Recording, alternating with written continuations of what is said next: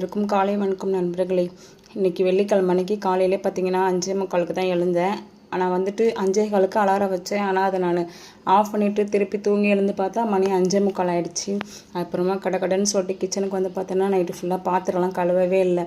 அதெல்லாம் கழுவி வச்சுட்டு அதுக்கப்புறமா உலை வச்சுட்டு அதுக்கப்புறம் பருப்பு போட்டு மணத்தக்காளி கீரை சாம்பார் வைக்கலான்னு சொல்லிவிட்டு அதை ரெடி பண்ணேன்.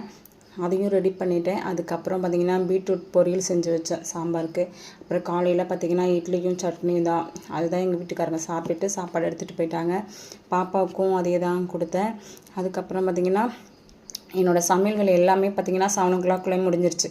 அதுக்கப்புறம் பாத்திரம் கழுவிட்டு அதுக்கப்புறம் வாசல் தெளித்து கோலம் போட்டுட்டு அதுக்கப்புறம் கொஞ்சம் ட்ரெஸ்லாம் கடந்துச்சு, அதெல்லாம் வாஷ் பண்ணி தண்ணி வடிட்டுன்னு சொல்லிட்டு அப்படியே வச்சுட்டு அதுக்கப்புறம் பாப்பாவை ஸ்கூலுக்கு எழுப்பி அதுக்குள்ளே கிளப்பி விட்டுட்டு அவங்கள போய் ஸ்கூலில் அனுப்பிட்டு நான் பாப்பா கொண்டு போய் நான் தான் விட்டுட்டு அதுக்கப்புறம் பார்த்திங்கன்னா ட்ரெஸ்ஸு தண்ணி வடிகிறதுக்காக வச்சுருந்தேன் இல்லையா, அது எல்லாத்தையுமே காய வச்சுட்டு என்னோடய வேலை அவ்வளோதான் ஃப்ரெண்ட்ஸ், முடிஞ்சிருச்சு. தம்பியும் ஒரு 11 மணி வாக்கில் தூங்கிட்டான்.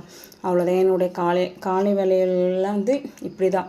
ஆனால் காலையிலே எழுந்தாலும் கொஞ்சம் சீக்கிரமாகவும் நமக்கு வேலை முடிஞ்சிருது, கொஞ்சம் சுறுசுறுப்பாகவும் நமக்கு டக்கு டக்குன்னு செய்கிற மாதிரி இருக்கும். முன்னெல்லாம் பார்த்திங்கன்னா கொஞ்சம் லேட்டாக தான் எழுந்திருப்பேன். லேட்டானா எத்தனை மணிக்குன்னா 6 மணிக்கு 6:30 அது மாதிரி தான் எழுந்திருப்பேன். லீவு டைம்லாம் சொல்லவே வேணாம், நான் அப்படியே தூங்குவேன். ஆனால் இன்றைக்கி கொஞ்சம் முன்னாடியே நம்ம 2-3 நாள் நான் கொஞ்சம் காலையில் எழுந்திருக்கிறதால எல்லாமே கொஞ்சம் நல்லா தான் இருக்குது. அவ்வளோதான் ஃப்ரெண்ட்ஸ். என்னோடய சேனலை நீங்கள் நிறைய பேர் பார்க்குறீங்க. எனக்கு சப்போர்ட் பண்ணுங்கள், சப்ஸ்கிரைப் பண்ணுங்கள், லைக் பண்ணுங்கள். லைக் அதிகமாக யாரும் பண்ணவே மாட்டேங்கிறீங்க. லைக் பண்ணுங்கள்.